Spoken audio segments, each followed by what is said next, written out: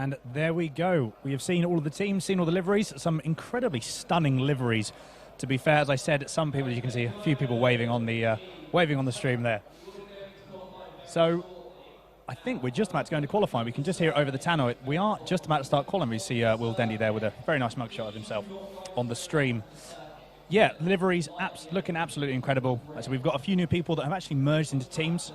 You've still got the, as Ant was saying, you've still got the originals from this championship. You've got Camsport Fire, Camsport Ice, Radicals, Pure Motorsport, LAMATI, Avanti Racing, both from a couple of my teams, Positively Racing R and Positively Racing RS, sporting the very, very loud and bright pink, purple and blue liveries.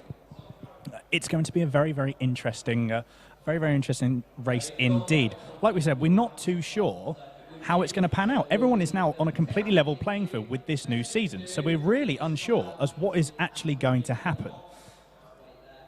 Who knows? Like I said, we have seen some surprising times actually out in testing and in the practice sessions. I think I was saying one of the Camsport teams is actually is looking to be on pole at the moment. That was in practice anyway. So it is a very, very interesting start to even practice.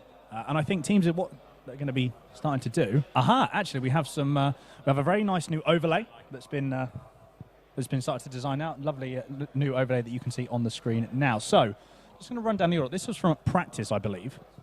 So we've got in pole P1, car number 11, Camsport 5 with a 1:30.432. Very, very quick lap time indeed.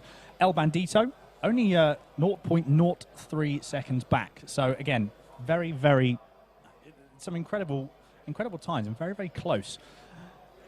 Camsport Ice, so both Camsport teams in the top 3, which is fantastic for them. I'm sure they'll be incredibly pleased with that.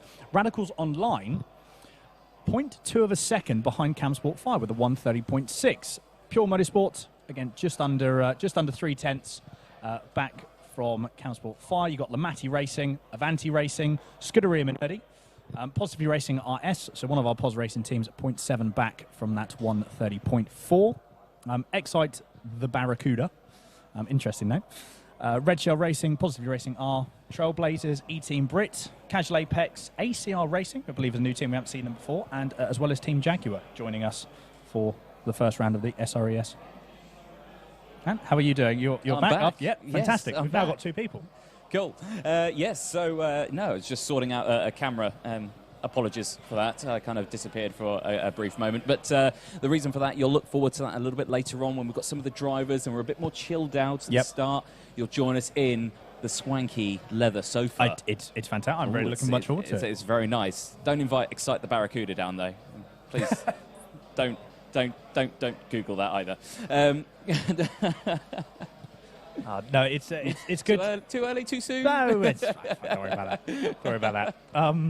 I'm going to let's move on swiftly from that. Yeah, no, it's nice to have the new, like I said, a bit more of a relaxed atmosphere when we're actually going to be interviewing some of the team bosses as well. Like I said, we're going to be, I think, just picking and choosing some people and seeing how their race is going, because we haven't really got long. 6 hours, a lot can happen. There's going to be a lot of action, I'm sure. Yeah, a lot can happen. Of course, the last time we were here at Interlagos, it was a 24 hours, so we had a lot more time.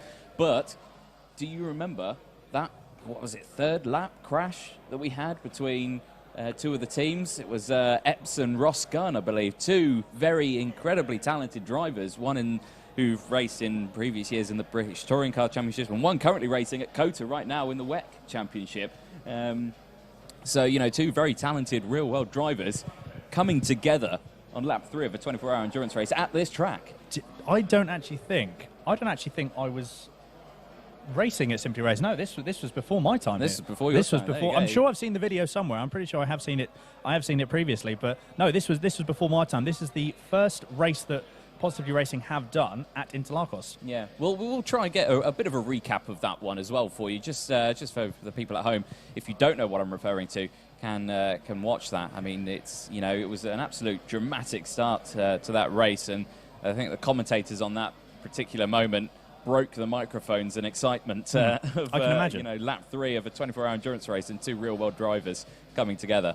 But hopefully, this time around, we shouldn't see anything of the sort. As you can see, a very happy driver there, just getting themselves sorted out, ready to go. Actually, I think we have got the film. We can't, but I don't think. Yeah, we won't get it up for you just yet. We'll get it up in a moment. But yeah, 15 corners to this track. Many confusing names. The only corner that really doesn't confuse me is, of course, turn 1, the center S. You know, the very famous corner that is. Of course, you saw famous incidents happening there in previous years in terms of F1 as well, with Max Verstappen and. Yes. Was it Esteban Ocon? Yes, it was Esteban Ocon, and then obviously the altercation they had afterwards. Yes, of course, we all remember that one. And of course, if we want to go into a debate, you know, if you're in the chat and you remember this incident as well, I remember this incident as well. And I'm pretty sure I remember Ocon got the penalty there. And I have no idea why. No, neither do I. It was 100% Max Verstappen's fault. I can't see. For some reason, that's an unpopular opinion. But I can't quite understand why. No. It baffles me. Yeah, I think Max was completely in the wrong. But also another one going through the center S's, I believe, was 2013, which was Hamilton's last race ever for McLaren, and I think he got taken up by Hulkenberg. I believe. Oh, yes. I remember. Was he in the Force India? I believe so. Yeah. I think I remember that one. And of course, you have the other one. Was it 2008? You had the Lewis Hamilton win as well at that time, and But while we've been discussing this, I believe we have actually got the footage ready for you. It's 2 minutes long, so bear with us. But check this out. This is from the 24-hour from a few years ago from Interlagos. Check this out. 30 Rishingu in 9th and Race Logic in 10th. We now look back from the Roscoe car. You can see the Minion sponsorship there. I don't know if the driver will be looking that relaxed throughout the race here. And we go forward and you see how close it is at the front. It looks, to be honest, at the moment, Ryan, like Simply Ace and Norfolk and Chance maybe have a slight pace advantage over Downforce, and Piers is doing well to just keep them behind them and get into a rhythm. Yes, well, it looks like Pierce is going a little bit more defensive on his lines, where the chasing pack seems to be a lot more smooth, swooping fast through the corners, and